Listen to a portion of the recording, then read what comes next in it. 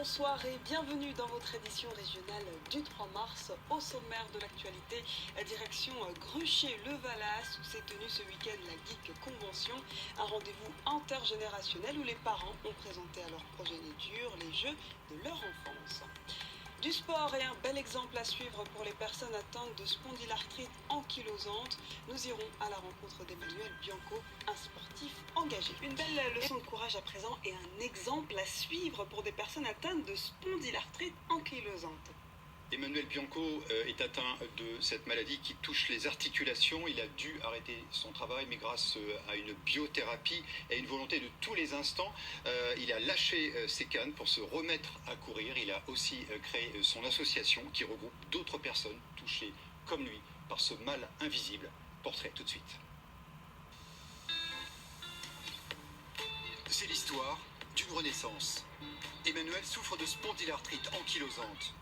Il y a un an encore, il se déplaçait difficilement avec une canne. Aujourd'hui, le voilà libéré, en pleine préparation d'une course. Je suis pas un homme neuf, mais je me suis retrouvé en fait. J'ai retrouvé l'athlète que j'étais quand j'étais plus jeune, même si c'est différent. Mais là, je me sens vraiment moi-même en fait. Courir, ce petit miracle, Emmanuel le doit à son immense volonté, mais aussi à sa biothérapie. Un traitement qui lui permet de mieux vivre sa spondylarthrite au quotidien. Une maladie inflammatoire très invalidante qui s'attaque à toutes les articulations. Moi j'ai mal partout, même dans les épaules, le souffle, ça oblige à déployer plus la cage thoracique. C'est la douleur sur chaque foulée, sur chaque articulation, c'est généralement encore sur du bitume. Donc c'est dur, ça choque toute la chaîne des articulations, de la cheville aux hanches. Comme lui, 250 000 Français doivent vivre avec la spondylarthrite. Et parce que l'activité physique est la meilleure des thérapies, il a eu l'idée de cette marche en forêt, une fois par mois. Je ne peux pas rester debout, mais je peux plus rester assise. Voilà, et là, j'ai l'avantage, c'est que déjà, je me lève quand je veux. Sandra a dû changer de travail, car il lui était impossible de se tenir debout. Être en mouvement lui permet de moins s'ankyloser et de mieux connaître son corps.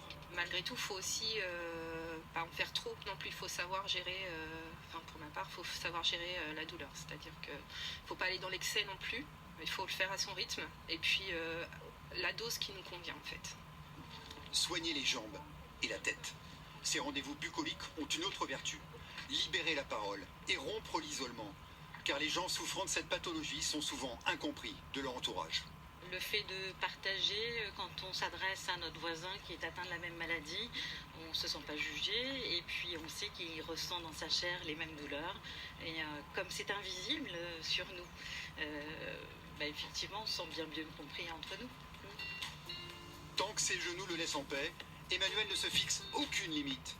Après les 10 km de la saison passée, il va s'attaquer au semi-marathon des Boucles de la Seine dans quelques jours. Son objectif ultime, le marathon de Paris en 2024. Courir plus vite que la maladie. Tout est dit.